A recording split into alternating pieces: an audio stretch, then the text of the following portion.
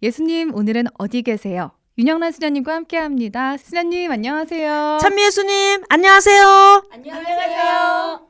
네, 수녀님의 이야기를 함께 듣기 위해서 우리 자매님들도 오셨어요. 자매님들, 안녕하세요. 안녕하세요. 네, 오늘은 예수님께서 우리에게 알려주시는 참된 행복을 설교하신 곳으로 가볼 거라고 수녀님께서 지난 시간에 예고해 주셨는데요. 그 말씀을 잘 이해하기 위해서 지난 시간에 내주신 숙제가 있었습니다. 마테오복음 5장부터 7장 읽으면서 기다렸어요. 네, 오늘은 예수님께서 우리 모두를 진정으로 행복한 것이 어떤 것인지를 알려주시려고 우리 모두를 행복에로 초대하고 계십니다. 예수님께서 참 행복을 선언하신 자리는 갈릴리아 호수, 우리 많이 들으셨죠, 그렇죠? 네. 그래서 갈릴리아 호수 북쪽 한 언덕이라고 전해지고 있습니다. 이곳은 초원이 아주 넓게 이렇게 펼쳐져 있고 5천 명을 먹이셨다는 기적 아시죠, 그렇죠? 네. 그곳 근처가 아닐까 이렇게 생각하고 있습니다.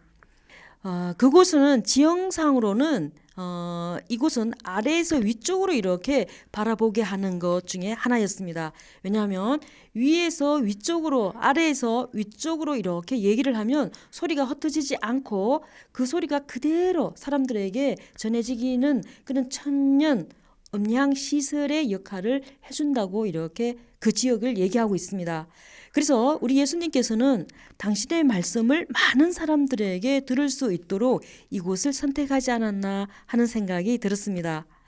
제가 이곳에 이렇게 갔었을 때 2월달이었거든요. 그런데 갈릴리아 호수 언덕에 초록색 풀이 이렇게 무릎까지 자랐어요.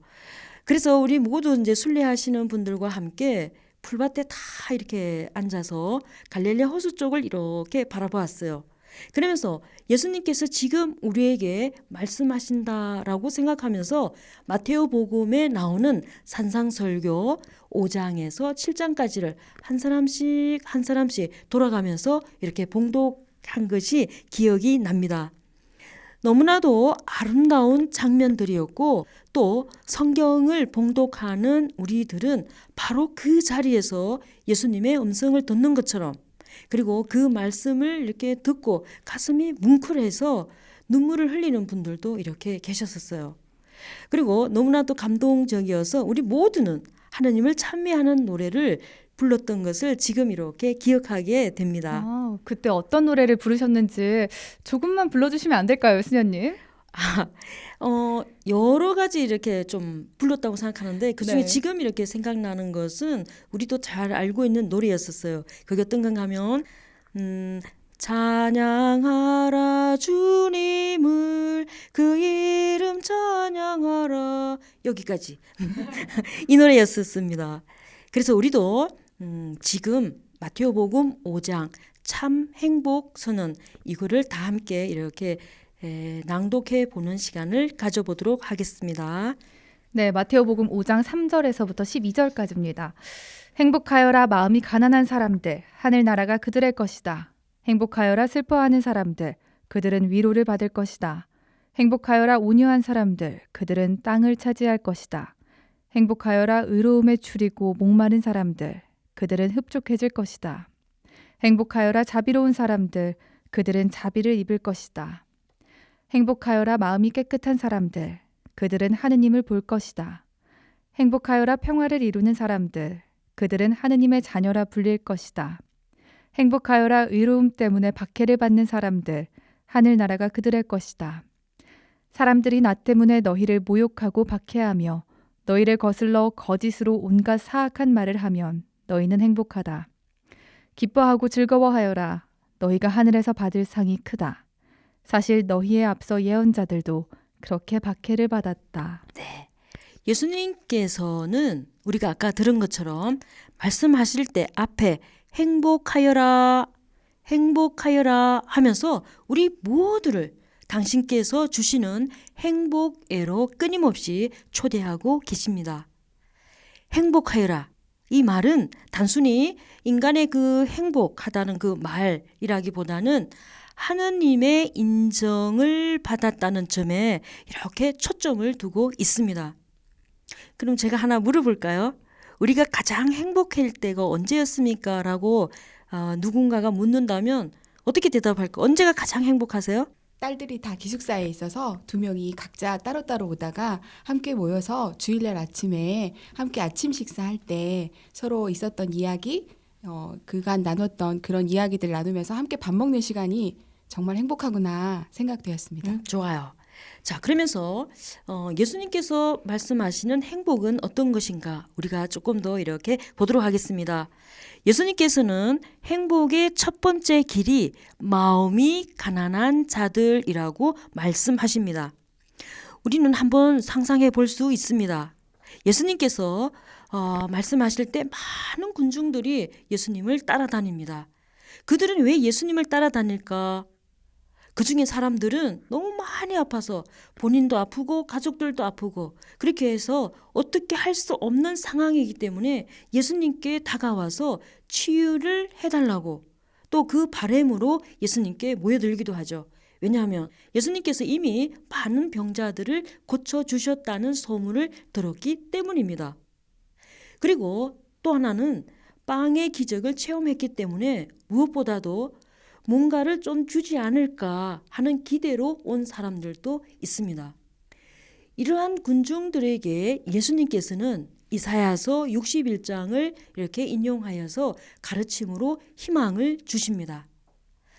가난한 이들에게 기쁜 소식을 전하고 마음이 부수진 이들을 싸매주며 잡혀간 이들에게 해방을, 갇힌 이들에게 석방을 선포하게 하셨다. 그런 말 이렇게 들어본 적 기억나시죠? 그렇죠? 네. 그것처럼 가난하거나 아픔이 있는 사람이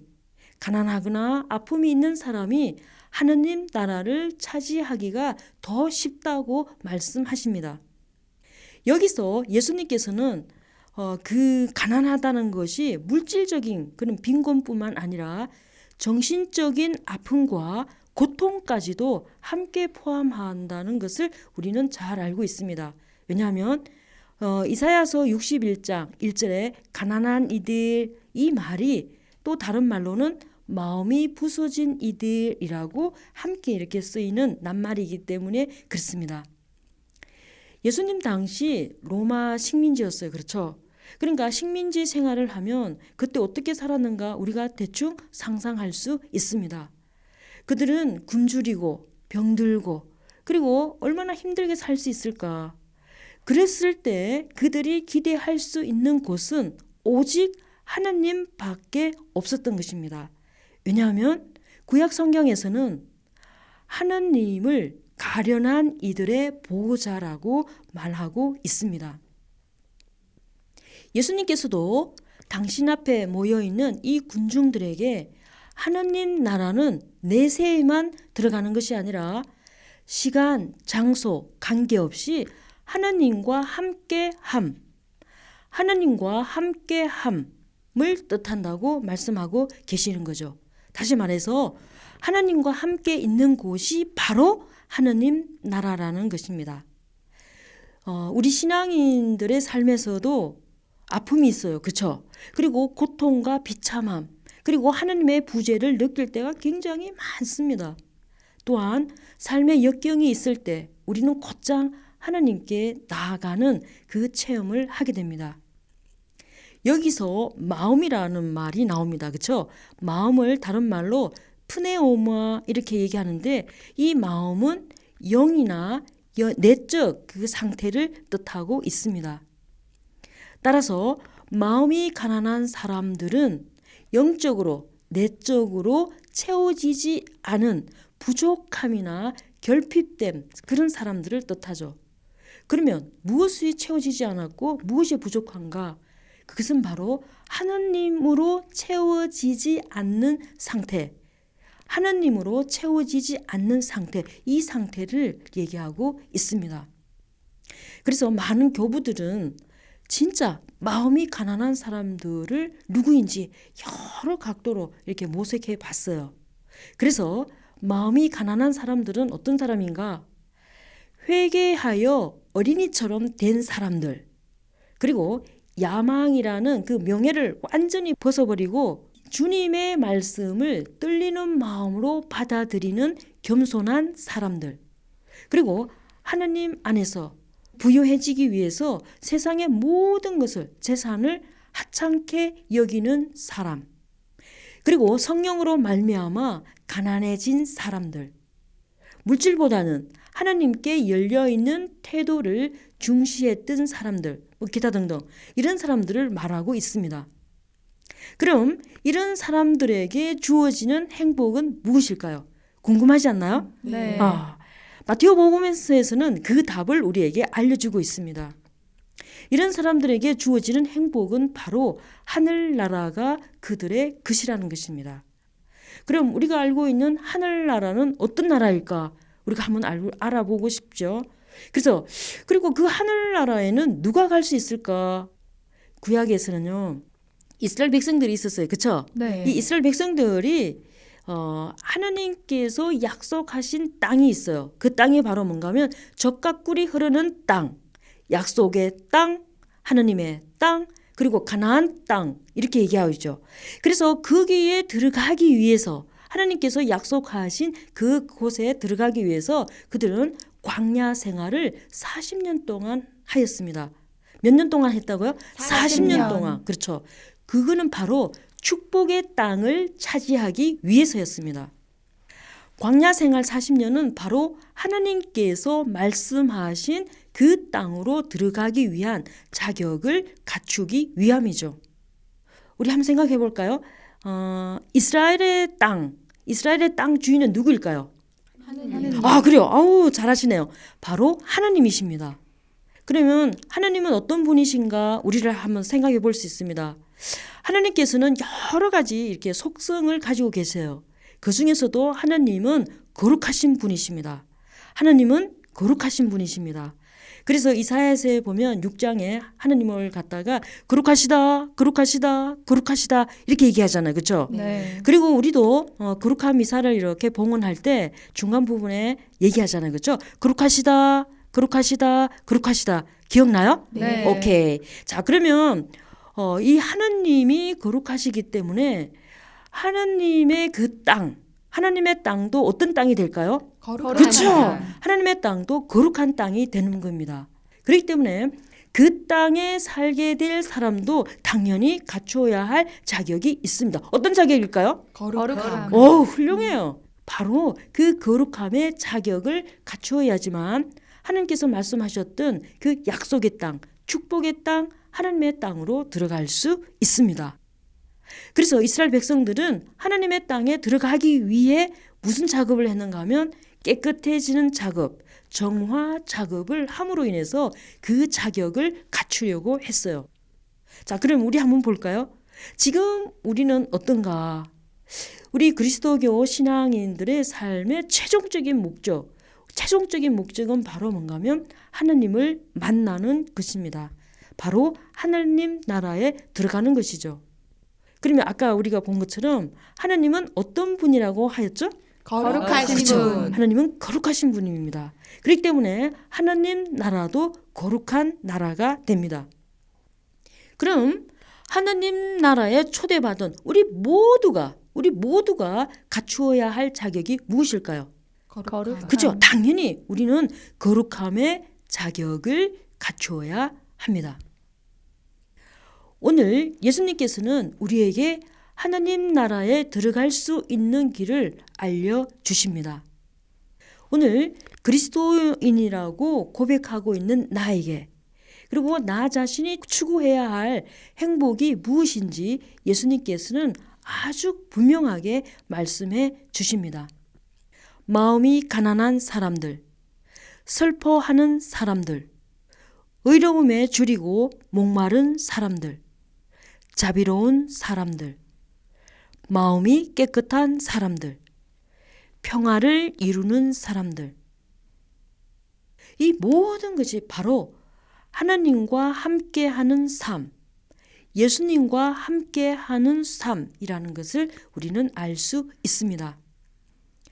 오늘 우리는 남은 시간 동안 조용히 예수님께서 지금 내기에 말씀하고 계시는 행복애로의 초대, 마테오 복음 5장에서 7장을 한번 큰 소리로 낭독해 보면 어떨까 하는 생각을 해봅니다. 네, 참된 행복을 설교하신 갈릴레아 호수 북쪽에 위치한 언덕이라고 알려지고 있는 산에서 오늘 예수님을 만나봤습니다. 이렇게 수녀님 말씀 들으면서요, 우리 자매님들은 행복에 대해서 또 하느님 나라에 들어가기 위해서 그 거룩함 갖춰야 할 텐데 그를 위해 어떤 노력을 하고 있으신지 소감 나눠주신다면요. 예, 저는 마음이 가난한 자는 행복하다. 그 말씀에서요. 제가 내려놓지 못한 부분들이 있었어요. 그랬을 때 엄청 괴로웠고 정말 잠을 잘 못 잘 정도로 제가 요즘 좀 괴로웠거든요. 그랬는데 어느 순간 이건 아니다. 이건 하느님이 바라시는 것이 아니다 하고 그걸 내려놨을 때 마음이 아주 편안해지고 바로 하느님께 나를 온전히 의탁할 때만이 행복이 찾아오는구나. 그걸 느꼈습니다. 그래서 오늘은 마음이 가난한 자들은 행복하다. 그 말씀이 마음이 닿았습니다. 네, 오늘 말씀 들으면서 저도 특히나 거룩함에 대해서 더욱더 생각이 들었어요. 우리 모두 함께 묵상해 보면 좋겠습니다. 수녀님, 저희는 다음 시간에 어디에서 예수님을 만나나요? 네, 다음 주에는 갈릴리아 호수 바로 옆에 예수님께서 제자들에게 아침을 준비를 이렇게 해놓고 기다리고 계셨던 그 곳으로 가보도록 하겠습니다. 다음 주를 기다리면서 우리는 요한복음 21장을 꼭 읽어주세요. 네. 네, 수녀님께서 내주신 숙제 요한복음 21장입니다. 우리 청취자분들도 꼭 읽어보시고요. 저희는 다음 시간에 만나겠습니다. 감사합니다. 감사합니다.